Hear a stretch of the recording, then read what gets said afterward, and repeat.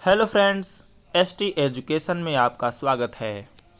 आज हम पढ़ेंगे कलेक्टिव नाउन को थोड़ा सा, उसके बाद पढ़ेंगे प्रोनाउन के बारे में।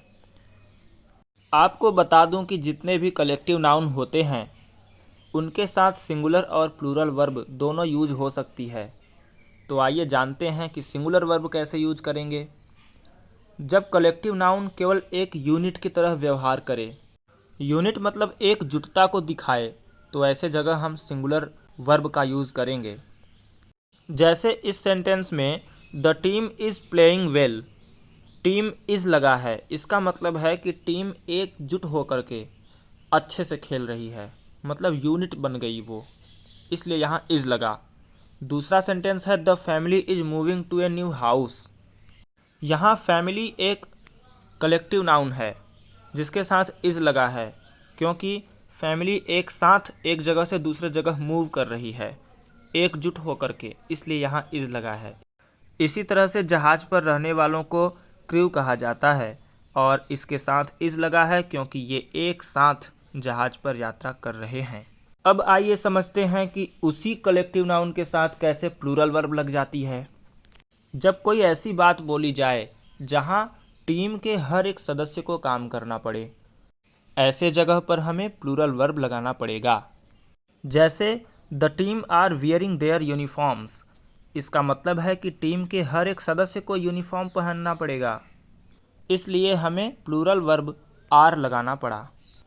इसी तरह से आगे वाले सेंटेंस में the family are going their separate ways, परिवार अलग अलग रास्ते पर जा रहा है, क्योंकि ये अलग अलग हैं, यूनिट नहीं हैं, एकजुट नहीं है, इसलिए हमें प्लूरल वर्ब आर लगाना पड़ रहा है।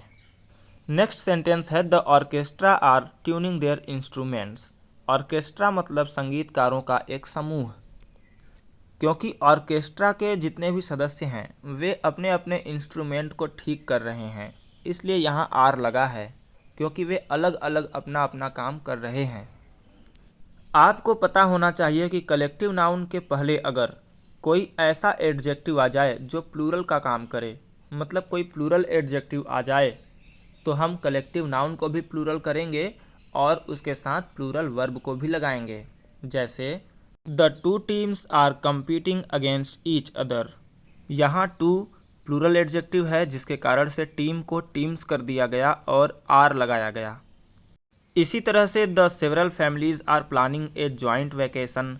इस सेंटेंस में सेवरल एक प्लूरल एडजेक्टिव है और उसके बाद आने वाला कलेक्टिव नाउन फैमिली को फैमिलीज कर दिया गया और आर लगाया गया।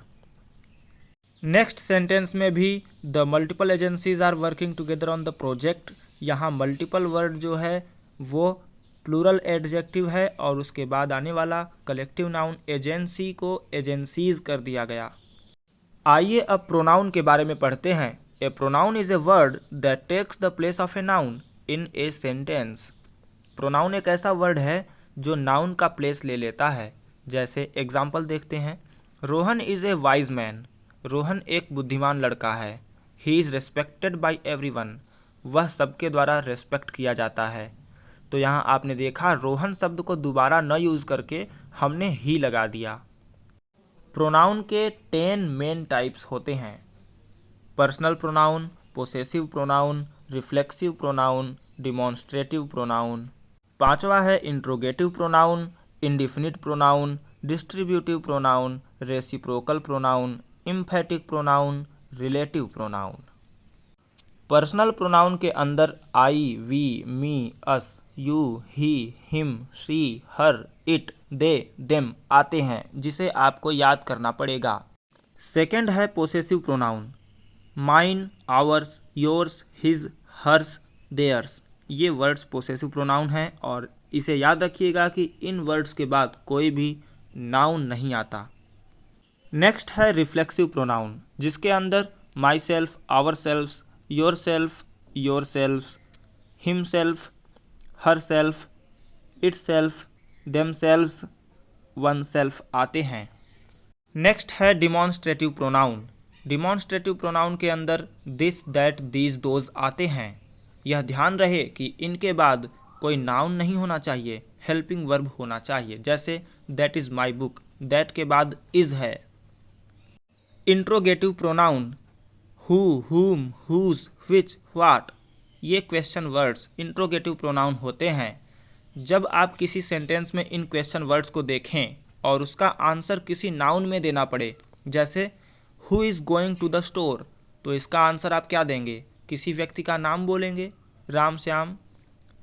इसी तरह दूसरा सेंटेंस देखें, व्हाट इज़ योर नेम, तो नाम बताएगा कि my name is Rohan, Sohan, कुछ भी। तो इस तरह से जितने भी इंट्रोगेटिव सेंटेंस आएंगे उसके जो क्वेश्चन वर्ड होंगे वे इंट्रोगेटिव प्रोनाउन तभी होंगे जब उस क्वेश्चन का आंसर किसी नाउन में दिया जाए।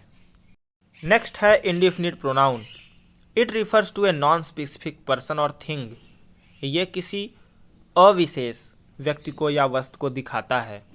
एग्जाम्पल है one, someone, something, anyone, anything, no one, nothing, everybody, everything, all, both, few, many, little, much, several, etc। Next है डिस्ट्रीब्यूटिव प्रोनाउन। इसके अंदर ईच, एवरी, आइदर, नाइदर आते हैं। जैसे each of the students is studying hard. यहाँ each distributive pronoun है।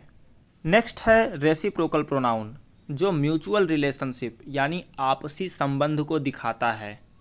इसके दो वर्ड्स हैं, एक तो ईच अदर और दूसरा वन अनोदर। एग्जाम्पल देखते हैं। ईच अदर का प्रयोग दो व्यक्तियों के बीच होता है और वन अनोदर का इस्तेमाल दो से अधिक के बीच होता है। जैसे John and Mary love each other. यहाँ पर ईच अदर वर्ड जॉन और मैरी के लिए इस्तेमाल हुआ है कि जॉन और मैरी एक दूसरे से प्यार करते हैं।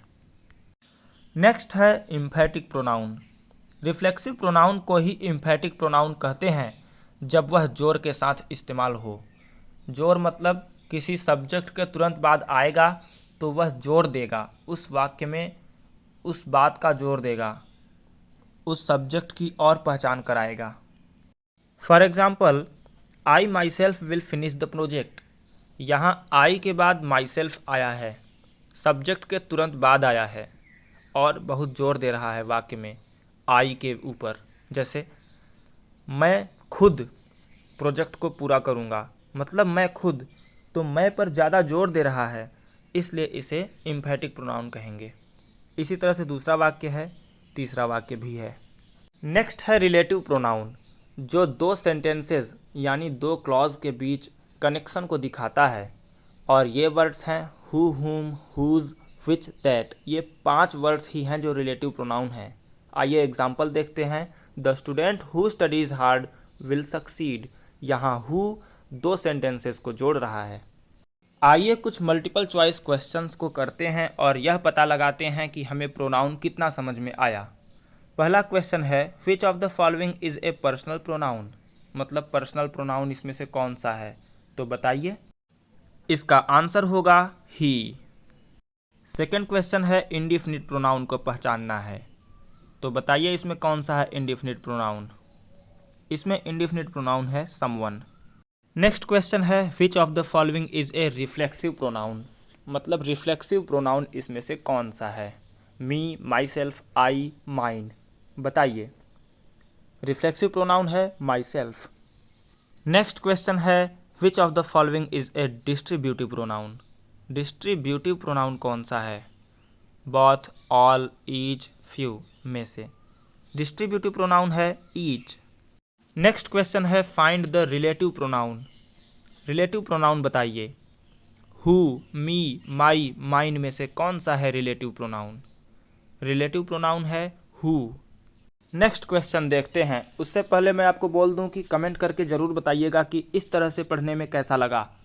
पोसेसिव प्रोनाउन पहचानना है इस क्वेश्चन में, तो इसका आंसर होगा माइन।